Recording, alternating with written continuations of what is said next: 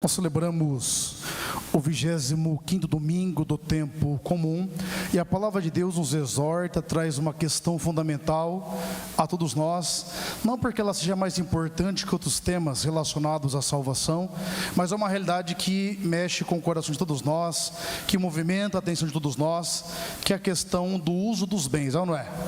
É sempre um desafio, tanto o bom uso, como a gente tem que fazer, como você tem que se organizar em todos os sentidos, desde que você tenha de fato uma boa gestão, para que sua família viva bem, ou seja mesmo aquela parte que cabe ao Senhor, ou a caridade que somos chamados a vivenciar. Mas no primeiro ponto é interessante uma coisa: se tem algo que entristece o coração de Deus, além do mau uso, o mau uso usado para exploração dos mais vulneráveis. A primeira leitura de Amós vai dizer, os estudiosos, né? Ele tinha um perfil, sabe aquele baixinho, meio gordinho, fortinho, bravo. Todo mundo conhece alguém assim, né? As mãozinhas, sabe, bem nervoso. E ele era mesmo, se você vê a profecia de Amós, tem uma hora que ele vai falar das mulheres da corte, ele as chama carinhosamente de vacas de Bazã. Está na escritura, viu? Não é xingamento, não. Ele escreve lá, a profecia dele é bem firme. Ele é um profeta lá do século VIII, veio de uma região de Judá chamado Tecoa, e vai desenvolver a sua profecia em Israel.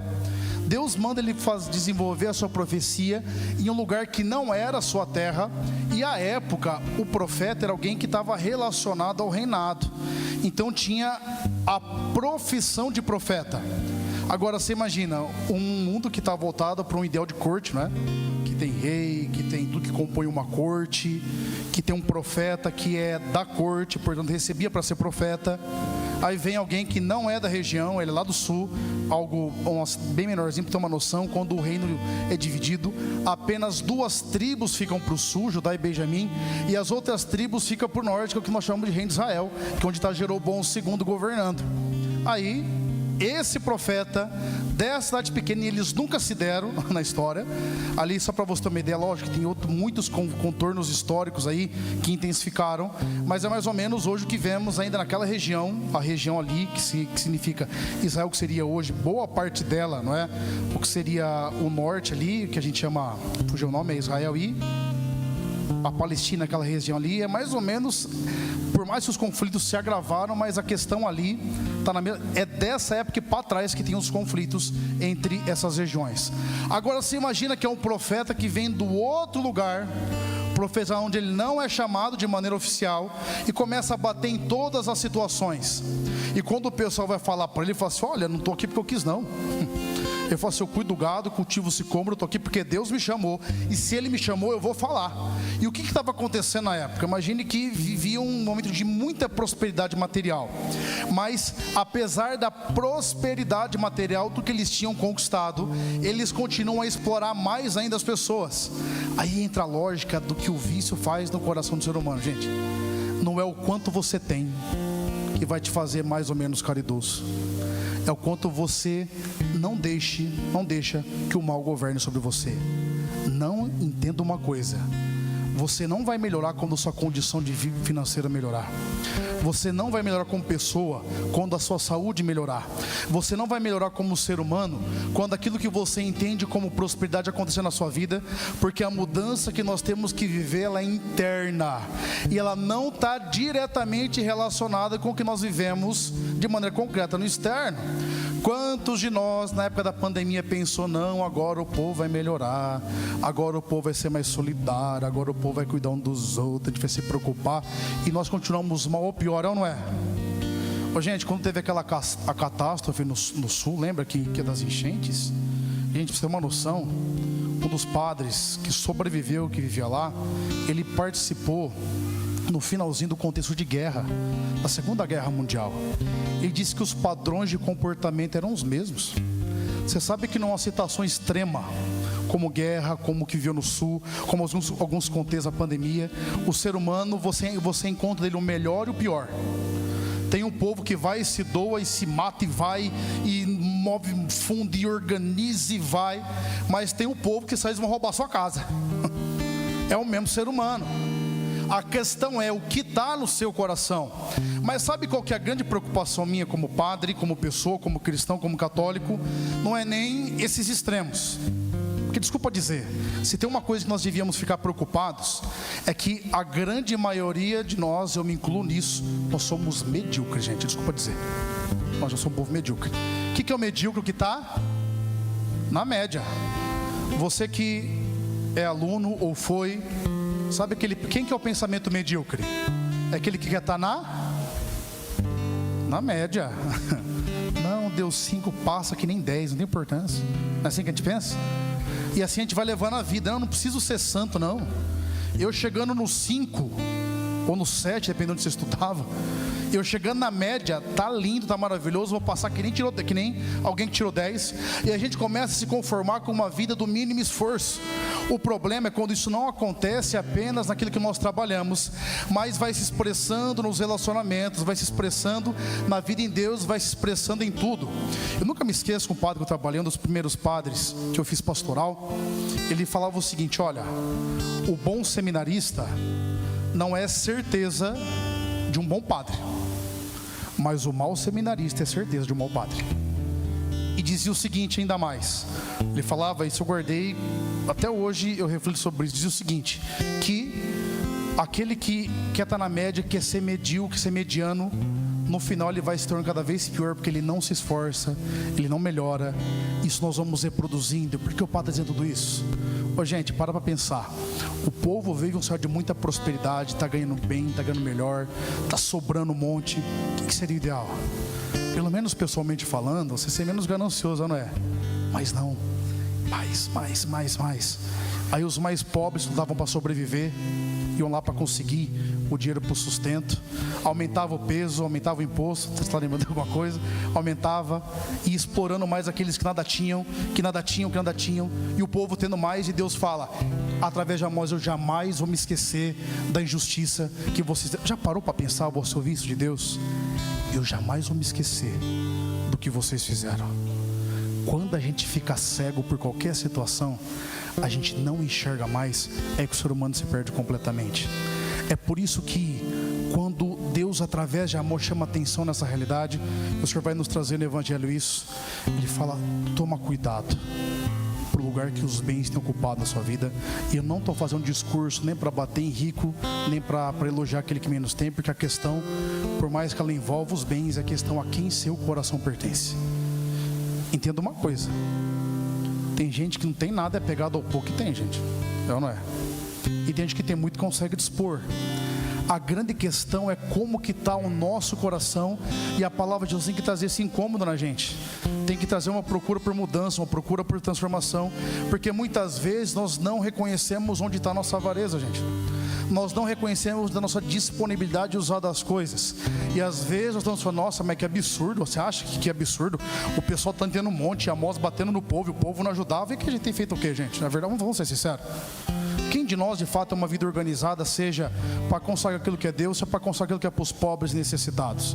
E eu nem estou falando de dízimo e oferta não, que é uma questão que entre você e Deus, entre nós e Deus. A grande questão, por exemplo, o que nós temos feito para os pobres de fato, para os necessitados? O que você de fato se preocupa e consagra mesmo? Porque o mesmo Deus que promete bênção financeira para o ajudo que você faz na igreja para Ele, que é uma devolução a Ele, é o mesmo Deus que em Provérbios 9:17 vai dizer, quem dá ao pobre empresta a Deus que pagará com juros. É o mesmo versículo.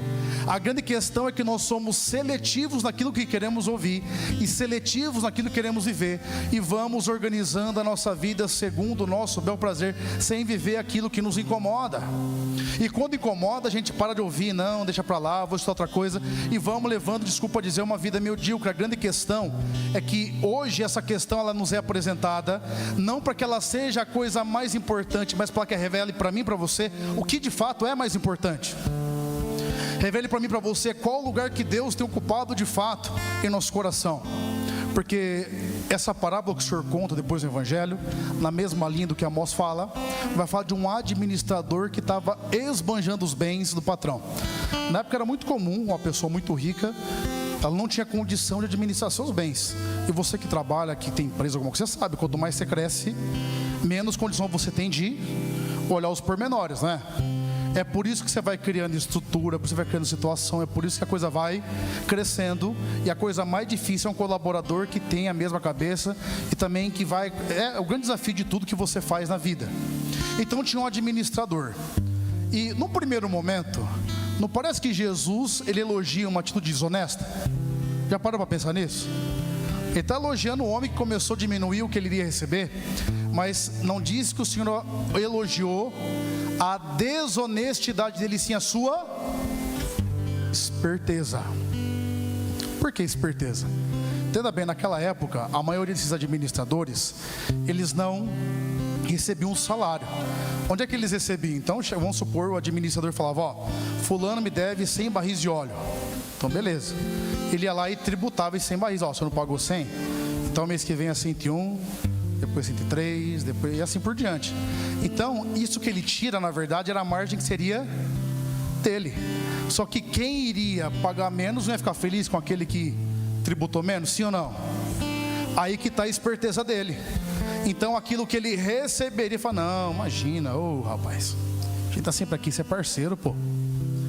Então, tira 20 barris aí, tá certo, tamo junto, porque ele está pensando no futuro, que ele chega a um discernimento, que ele era um preguiçoso e tinha vergonha de pedir dinheiro. Ele fala de cavar, não tem força, você tem preguiça. De mendigar tem vergonha, então eu vou ver o que eu consigo fazer para sobreviver. A mensagem que Deus quer dizer aqui hoje, não é que Ele está elogiando muitas vezes até o jeitinho brasileiro nosso. O brasileiro é assim, você percebeu? A gente é o povo para tirar vantagem da gente, ou não é? Você vê, o que puder fazer para ganhar em cima de você, é aquela lei de Gerson, lembra? Os jovens há mais tempo aí, lembra? Tire proveito você também, o brasileiro é desse jeito. Ele vai o que puder arrancar de você, não todos, né? Mas tem gente que é desse jeito. Tudo que faz tem que ter algum proveito. Não é isso que Deus está utilizando. Ele utiliza o exemplo desse administrador, está dizendo, falando, olha, tá vendo? Esse homem que não era um homem com o coração voltado para Deus, não era um homem que vivia o que tem que ser vivido, ele foi esperto no uso do dinheiro. Por quê? Ele pegou o que o senhor chama aqui de dinheiro injusto para fazer amizade.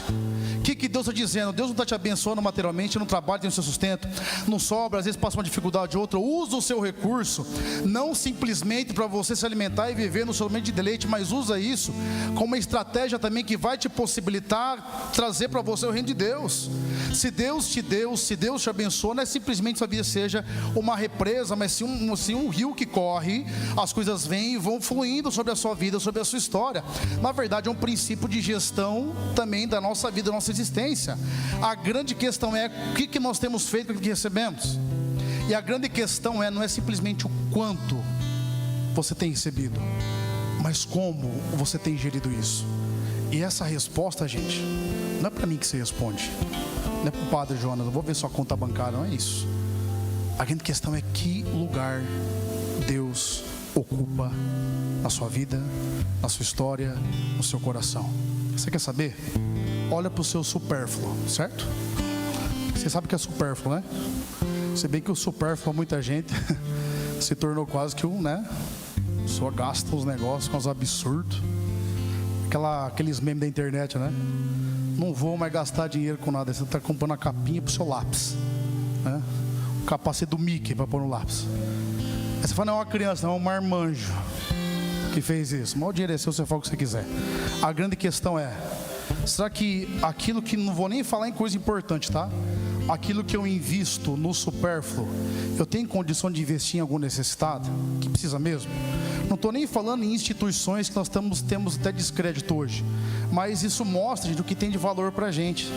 Se nós não aprendemos a analisar o nosso coração nessas atitudes, nós não conseguiremos fazer aquilo que é de Deus, e Deus não vai dar coisas maiores e melhores, porque há um princípio de administração que nos é ensinado.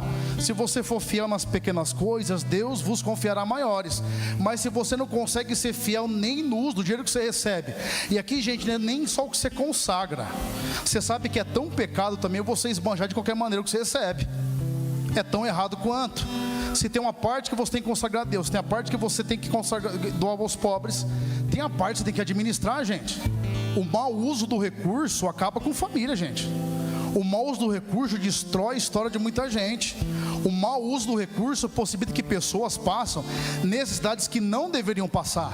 E portanto, esse espaço que essa realidade ocupa em nossa vida, por mais desconfortável que seja falar sobre, é preciso que nós olhemos, porque isso mostra para onde está direcionado o nosso coração.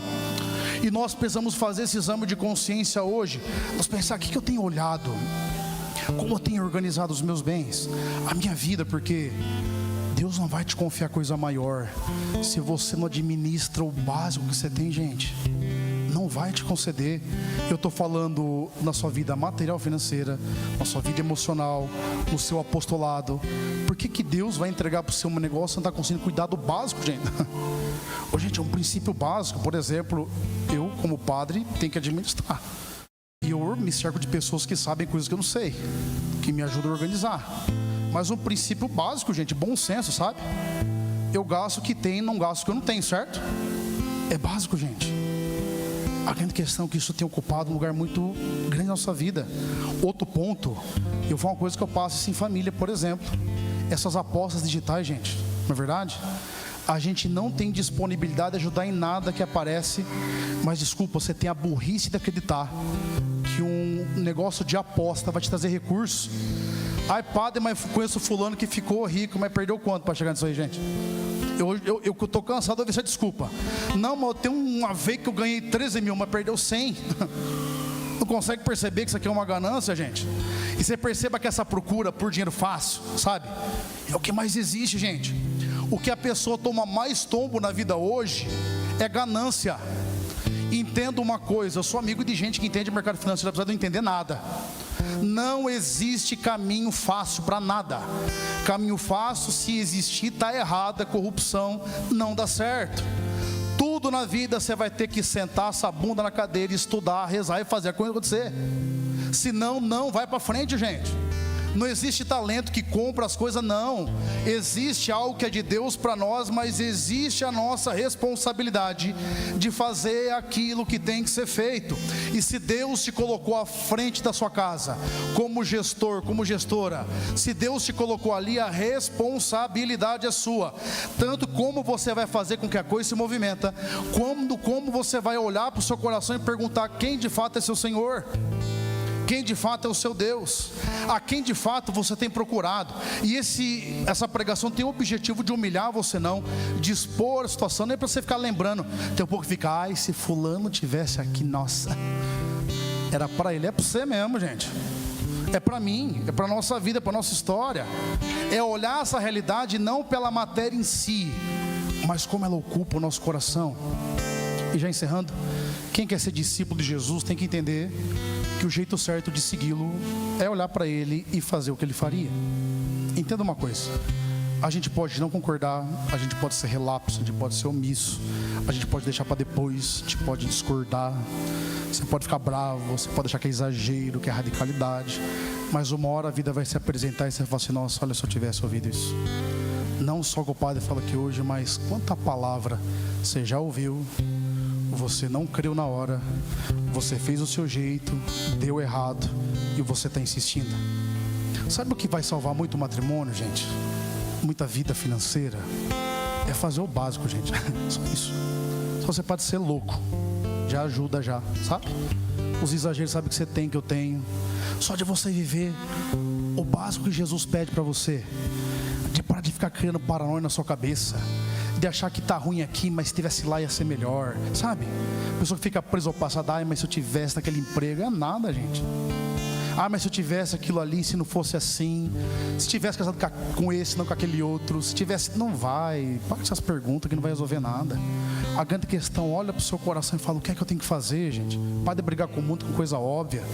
Tem coisa na vida que nós temos que tomar uma atitude. Tem gente que a gente tem que largar, tem gente que a gente tem que conservar, tem coisa que a gente tem que cuidar, tratar, e tem coisa que tem que ir para frente, é ou não é? Mas se você fica nesse milindre, eu percebo que quando a pessoa vem no atendimento, que ela quer um atendimento, mas ela não quer sair da coisa, ela fica me dando volta assim, né?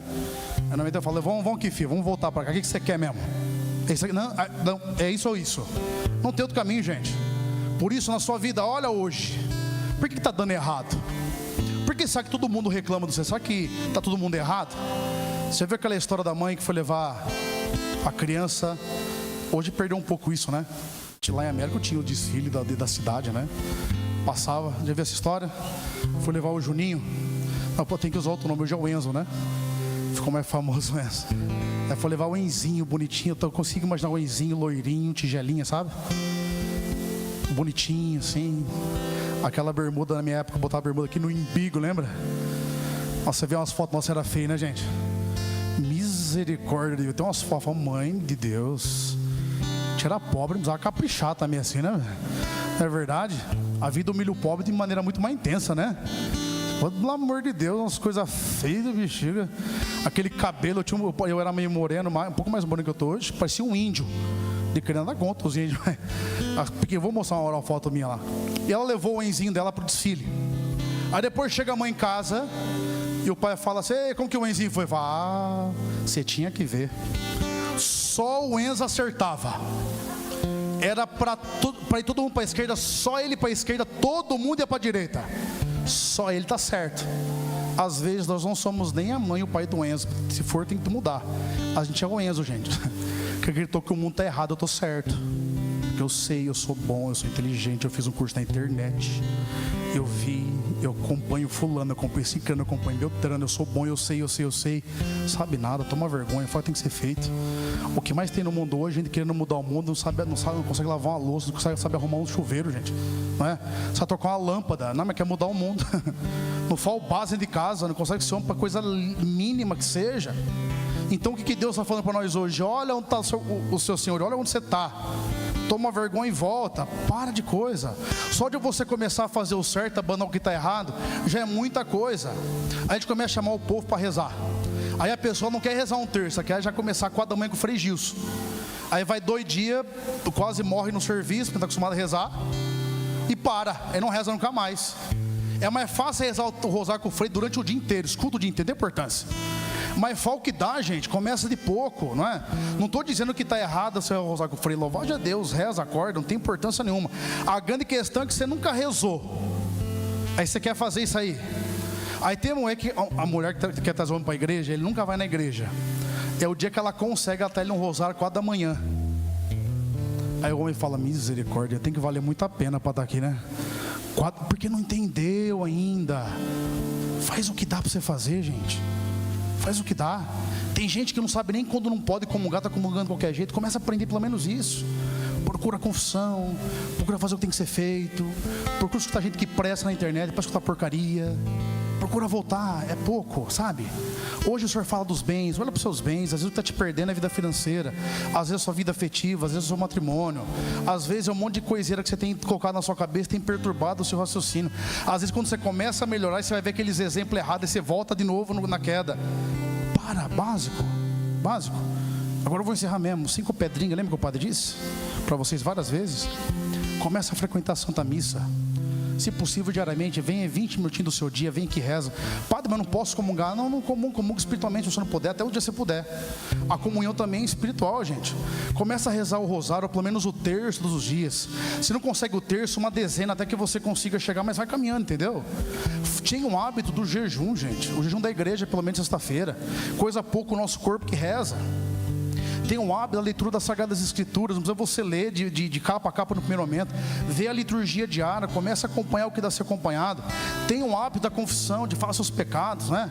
De vir pedir perdão, entender o que é confissão, entender o que precisa. São práticas que nós vamos tomando na vida e que vão mudando as coisas e vão trazendo elementos para que você viva uma vida nova. Agora, se você vem aqui, ouve tudo isso, volta para casa, não faz nada, que adianta? Eu estou perdendo tempo, você está perdendo tempo e a vida não está mudando, gente. Só que tendo uma coisa: o bem mais precioso que você tem não é nem os seus recursos materiais, se chama tempo. O tempo é o bem material mais precioso que nós temos. O Elon Musk, que você já ouviu uma pesquisa que ele vai ser o primeiro trilionário, possivelmente 2000 não sei quanto aí. Eu não sei nem quanto que poder que você consegue fazer com 1 trilhão, né? Não sei.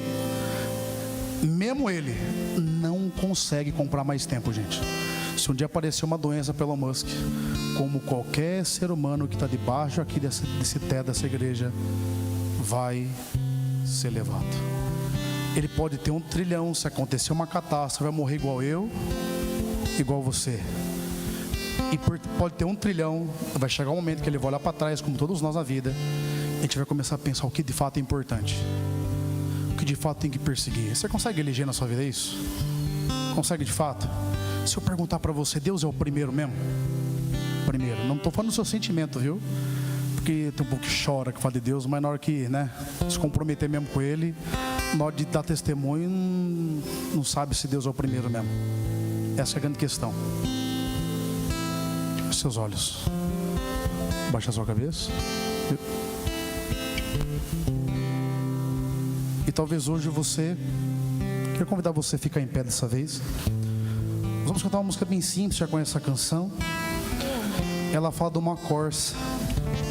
Talvez hoje você está com essa sede de sentido. Sabe essa sede de que alguma coisa dê certo? Talvez de tudo que foi falado aqui hoje, você sente esse vazio no seu coração. A corça, a gente não costuma ver, aqui não é um animal que está ao nosso alcance, mas ela chega à água pela sede que ela tem, ela consegue achar onde tem água. Talvez esse exagero nos bens, nas coisas, no jogo, na droga, tá? Você pode enganar todo mundo, mas você não engana Deus. Esse exagero em rede social, internet, é o seu coração, está que nem essa corça pedindo água. Eu estou com sede, sabe? Mas está procurando beber em coisa errada. Eu queria que você cantasse. Nós vamos cantar só um refrãozinho, pedindo que nos esvaziemos daquilo que não é do Senhor e nos enchamos dele. Cantemos. Assim como a corça, vai se imaginando como ela suspira pelas águas. Fala para Deus assim: suspira, assim, suspira minha alma. Espírito de Deus,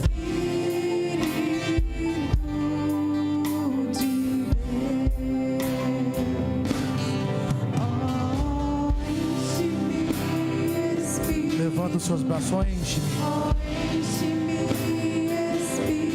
enche-me, Espírito de Deus.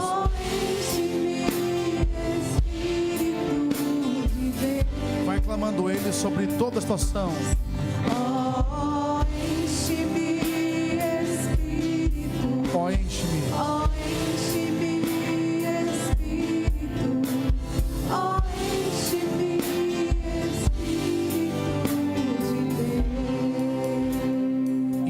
Dessa presença do Espírito Santo, professemos a nossa fé.